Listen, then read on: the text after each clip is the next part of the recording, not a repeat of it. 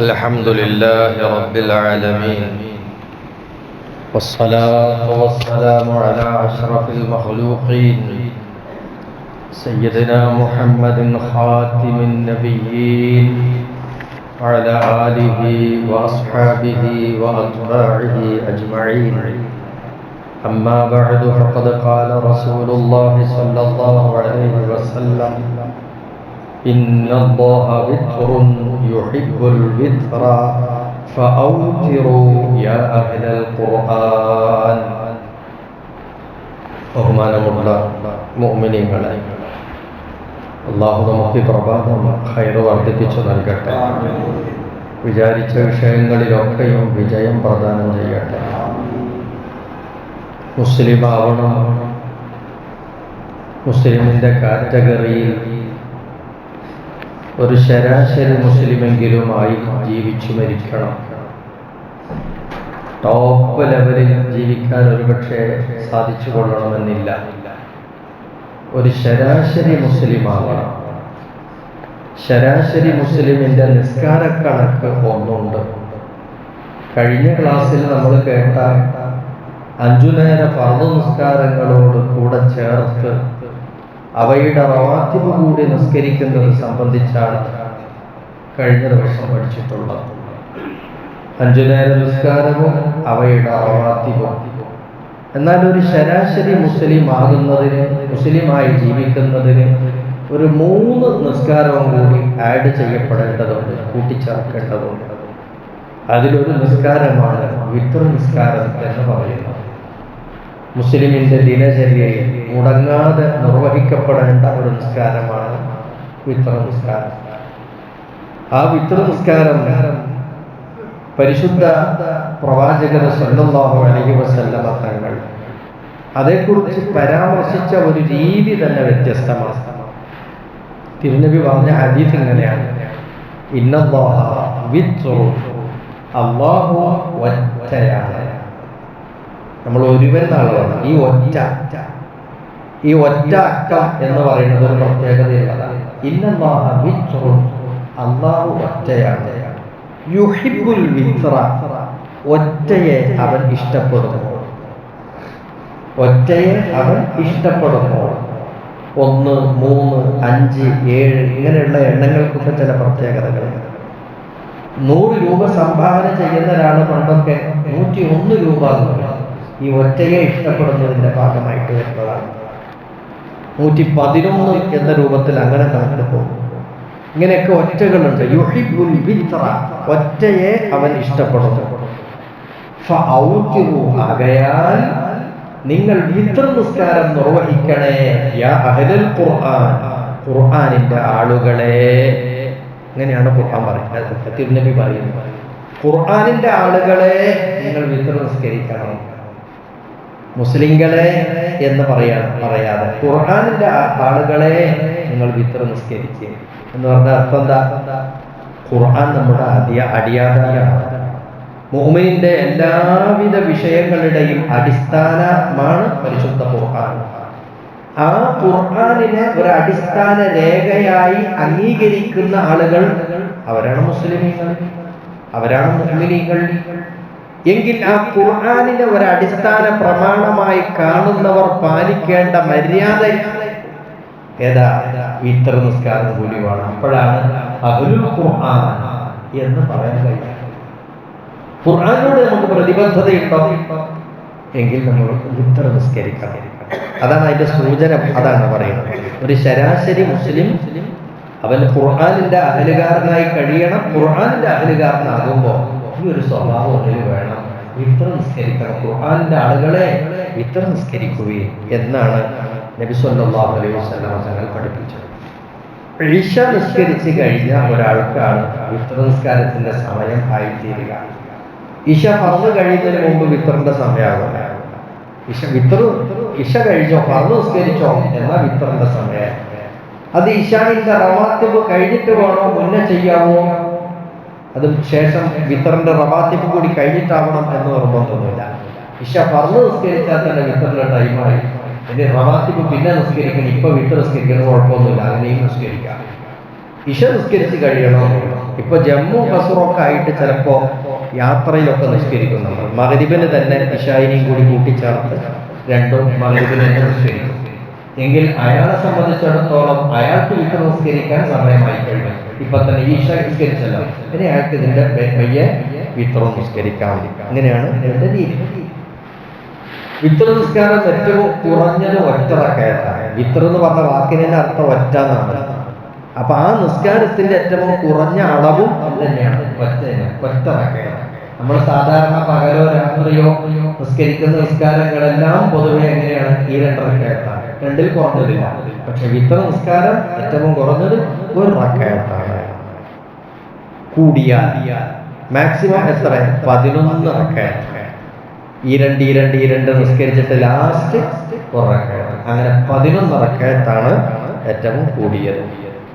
1 റക്അത്ത് മാത്രം ഒരാൾ വിത്ർ നിസ്കരിക്കുക, എന്നാൽ അതിൽ എന്തെങ്കിലും അപാകതകളോ കുറവോ വല്ലതും ഉണ്ടോ എന്ന് ചില ആളുകൾക്ക് സംശയമുണ്ട്. ഒറ്റ റക്അത്ത് മാത്രം വിത്ർ നിസ്കരിക്കാൻ ഒരു കുഴപ്പമില്ല, അതിലൊരു കറാഹത്തുമില്ല. 1 റക്അത്ത് മാത്രം നിസ്കരിച്ചാൽ വിത്ർ നിസ്കാരത്തിനാകുന്നത്.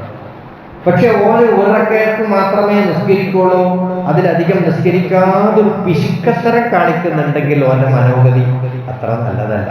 കുറച്ച് തിരക്കും കഷ്ടപ്പാടാണ്, അപ്പൊ വേഗം 1 റക്അത്ത് നിസ്കരിച്ച് പോവുക, ഒരു കുഴപ്പമില്ല. പക്ഷെ അവർക്ക് സമയം ഉണ്ടെങ്കിലും അത് എത്ര നിസ്കരിക്കും? 3 നിസ്കരിക്കാറില്ല. അങ്ങനെയാണെങ്കിലാണ് ബെസ്റ്റ്. ഇതാണ് ഇമാമുമാര് പറയുന്നത്. എന്നല്ലാതെ ഒരിക്കലും 1-ലധികം റക്അത്ത് വിത്ർ നിസ്കരിക്കുകയില്ല, അങ്ങനത്തെ ചങ്ങായിയാണ്. എന്നാൽ ലേശം വേണ്ടത് കുറവ് തന്നെയാണ്. അതേ സമയത്ത് ഓന്റെ ഈ സാഹചര്യത്തിനനുസരിച്ച് 1 റക്അത്ത് മാത്രം നിസ്കരിച്ചു പോവാണെങ്കിൽ ഒരു കറാഹത്ത് പോലും അതിനില്ല എന്നാണ്. ഒരു മിഡിൽ ലെവലിൽ വെച്ചൊരു പൂർണ്ണമായി നിസ്കാരം എന്ന് പറഞ്ഞാൽ ഒരു 3 അതാണ് നമ്മൾ നോമ്പിനൊക്കെ നിസ്കരിക്കാറുള്ളത്. തറാവീഹ് കഴിഞ്ഞിട്ട് ജമാഅത്തായി വിത്ർ നിസ്കരിക്കുമല്ലോ, അപ്പൊ എത്ര റക്അത്ത്? 3 റക്അത്ത്. അതാണ് ഒരു മിഡിൽ നിസ്കാരം, അതാണ് ഒരു സമ്പൂർണ്ണതയുടെ വിത്റിന്റെ എണ്ണം. 1 റക്അത്ത് മാത്രം വിത്ർ നിസ്കരിക്കുന്ന ഒരാള് ഫാത്തിഹ ഓതിക്കഴിഞ്ഞാൽ 3 സൂറത്ത് ഓതൽ സുന്നത്താണ്. ഖുൽ ഹുവല്ലാഹു, ഖുൽ അഊദു ബിറബ്ബിൽ ഫലഖ്, ഖുൽ അഊദു ബിറബ്ബിൻ നാസ്. ഇത് 3 സൂറത്തും ഒറ്റ റക്അത്തിൽ തന്നെ ഓതണം, അത് സുന്നത്താണ്. ഇനി 3 റക്അത്ത് വിത്ർ നിസ്കരിക്കുന്ന ഒരാൾ ആദ്യം 2 റക്അത്ത് നിസ്കരിച്ചു സലാം വീട്ടി പിന്നെ 1 റക്അത്ത്. അങ്ങനത്തെ ഒരാളാണെങ്കിൽ ആദ്യത്തെ റക്അത്തിൽ ഫാത്തിഹ കഴിഞ്ഞിട്ട് സബ്ബിഹിസ്മ റബ്ബിക്കൽ അഅ്ലാ ഓതണം. 2-ാം റക്അത്തിൽ ഫാത്തിഹ കഴിഞ്ഞിട്ട് ഖുൽ യാ അയ്യുഹൽ കാഫിറൂൻ സൂറത്ത് ഓതണം. അതുപോലെ അത് സലാം വീട്ടി കഴിഞ്ഞിട്ട് 3-ാമത്തെ റക്അത്ത് നിസ്കരിക്കലോ 1 റക്അത്ത്, അതിൽ നേരത്തെ പറഞ്ഞ പോലെ തന്നെ 3 സൂറത്തും ഒരുമിച്ച് ഓതുകയും വേണം. ഇങ്ങനെയാണ് അതിൻ്റെ ഒരു രീതി. പിന്നെ ഒരു സംശയം ഉണ്ടാകാറുണ്ട്, പലപ്പോഴും പലരും ചോദിച്ചത് കൊണ്ട് പറയാം. ചിലരൊക്കെ പള്ളിയിൽ നിന്ന് ഇശാവും നിസ്കരിച്ച് റവാത്തിബ് നിസ്കരിച്ച് വിത്ർ നിസ്കരിച്ചിട്ട് പോകും. പക്ഷെ അവർ വീട്ടിൽ പോയി കിടന്നുറങ്ങി രാത്രി കുറച്ച് നേരത്തെ ഉണരും. അപ്പോൾ രാത്രി ഇങ്ങനെ ഉറങ്ങിയിട്ട് എഴുന്നേറ്റാൽ തഹജ്ജുദ് നിസ്കാരം നമുക്ക് പ്രത്യേക നിസ്കാരമാണ്, വലിയ ശ്രേഷ്ഠതയുള്ള നിസ്കാരമാണ്. ആ നിസ്കാരം ഇനി നമുക്ക് നിസ്കരിക്കാൻ പറ്റൂലേ? വിത്ർ നിസ്കരിച്ചു പോയില്ലേ, അതുകൊണ്ട് ഇനി തഹജ്ജുദ് നിസ്കരിക്കാൻ പറ്റും? അങ്ങനെ ഒരു സംശയം ചില ആളുകൾക്കുണ്ട്. വിത്ർ ആദ്യം നിസ്കരിച്ചു പോയത് കൊണ്ട് പിന്നെ തഹജ്ജുദ് നിസ്കരിക്കാൻ പറ്റൂല. കാരണം എന്താ? തഹജ്ജുദും കഴിഞ്ഞിട്ട് പിന്നെ വിത്ർ നിസ്കാരം ലാസ്റ്റ് അല്ലേ വരേണ്ടത് എന്ന ഒരു ചിന്താഗതി. അതാരോ പറഞ്ഞു കേട്ടിട്ട് പിന്നെ അതിന് മണ്ടേ കയറിയതാ. പിന്നെ ഈ വിത്ർ അഥവാ നിസ്കരിച്ചു പോയാൽ പിന്നെ നിസ്കരിക്കരുത് എന്നുള്ള ചിന്ത അങ്ങനെയല്ല.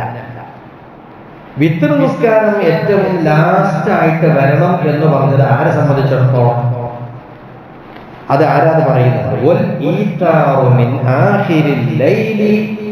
രാത്രിയുടെ ഏറ്റവും ലാസ്റ്റ് ടൈമിൽ വിത്ർ നിസ്കരിക്കലാണ് അഫ്ളൽ, ഏറ്റവും ശ്രേഷ്ഠത. ആർക്ക്? എല്ലാവർക്കും അല്ല. ലിമൻ കാനത് ലഹു ആദത്തുൻ ഫിൽ ഖിയാമി, അയാൾ മുടങ്ങാതെ സുബഹിയുടെ മുമ്പ് നേരത്തെ എഴുന്നേൽക്കാൻ ബുദ്ധിമുണ്ട്. അങ്ങനത്തെ അയാൾ മുടങ്ങാതെ എല്ലാ രാത്രിയും ഉറങ്ങിയാൽ സുബഹിയുടെ കുറച്ച് നേരത്തെ എഴുന്നേൽക്കൽ പതിവാണ്, അയാൾക്ക് തെറ്റൂല. അങ്ങനത്തെ ആൾക്കാണ് ആ വിത്ർ നിസ്കാരം ഏറ്റവും ലാസ്റ്റ് കൊണ്ടുപോയി വെക്കൽ സുന്നത്താണെന്ന് പറയാം. എങ്ങനെയാണ് അതിന്റെ പതിവ്?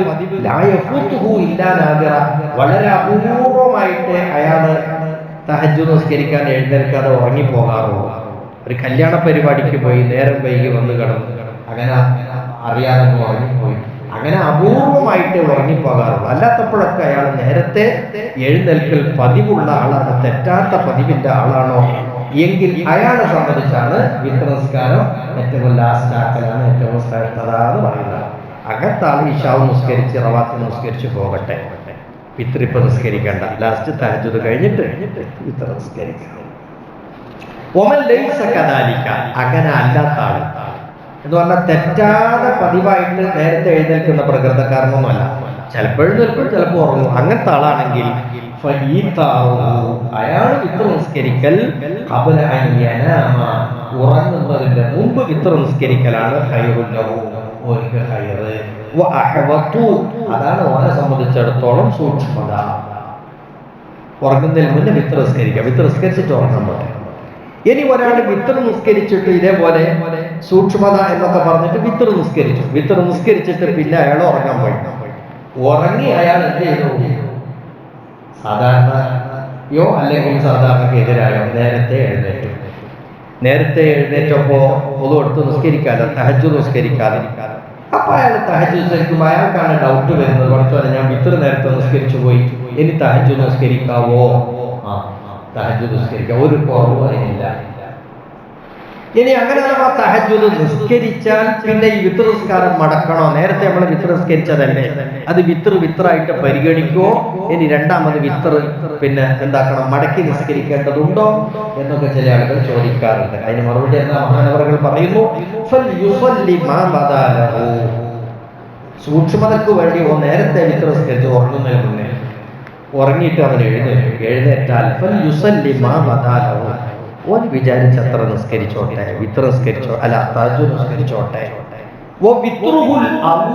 നേരത്തെ നിസ്കരിച്ച വിത്രസ്കാരം ഉണ്ടല്ലോ അത് ഓനിക്ക് മതി, ഇനി വിത്ര രണ്ടാമതമാക്കണ്ട. ആ വിത്ര നിസ്കരിച്ച നിസ്കാരം അവന്റെ വിത്രലത് മതി. വിത്ര നിസ്കരിച്ചു പോയി എന്നതിന്റെ പേരിൽ ശേഷം പിന്നെ സുന്നത്ത് നിസ്കരിക്കാൻ പാടില്ല എന്നൊന്നും. വിത്ര നിസ്കാരം വേറെ തന്നെയാണ്, പക്ഷെ പതിവായി തഹജ്ജുദിന് എഴുന്നേൽക്കുന്ന ഒരാളാണെങ്കിൽ അയാൾക്ക് വിത്ര ലാസ്റ്റിലേക്ക് പിന്തിക്കലാണ് ഏറ്റവും ശ്രേഷ്ഠത എന്ന് മാത്രമേ ഉള്ളൂ. എന്നല്ലാതെ വിത്ര നിസ്കരിച്ചു പോയതുകൊണ്ട് പിന്നെ തഹജ്ജുദ് നിസ്കരിക്കാൻ പറ്റൂല എന്നോ, അഥവാ തഹജ്ജുദ് പിന്നെ നിസ്കരിച്ചാൽ പിന്നെ വിത്ര നിസ്കാരം മടക്കണമെന്നോ അങ്ങനെയൊന്നുമില്ല. നേരത്തെ നിസ്കരിച്ച നിസ്കാരം തന്നെ അവരുടെ വിത്ര നിസ്കാരത്തിന് മതി, മാറ്റേണ്ടതില്ല എന്ന് വ്യക്തമായി ഇമാം അബ്ദുല്ലാഹി ഹദ്ദാദ് തങ്ങൾ മസാല കൂടി പറഞ്ഞിട്ടുണ്ട്. ഇത് നമ്മൾ ഓർമ്മയിൽ വേണം. അപ്പൊ ശരാശരി മുസ്ലിമിന്റെ നിസ്കാരങ്ങൾ 3 നിസ്കാരം കൂട്ടി ചെയ്യണം. ആ ചെയ്യേണ്ട നിസ്കാരത്തിൽ ഒരു നിസ്കാരമാണ് വിത്തർ, ബാക്കി 2 അടുത്ത ക്ലാസ്സിൽ ഇൻഷാ അല്ലാഹ്. അല്ലാഹുവേ, ഞങ്ങൾക്ക് എല്ലാവർക്കും കൂടുതലായി നിനക്ക് താഴ്ത്ത ചെയ്യാൻ തൗഫീഖ് ആക്കണേ അല്ലാഹ്.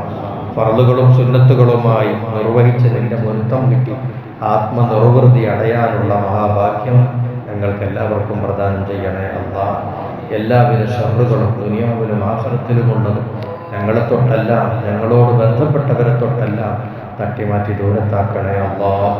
വാഖിറു ദഅ്വാനാ അനിൽ ഹംദുലില്ലാഹി റബ്ബിൽ ആലമീൻ.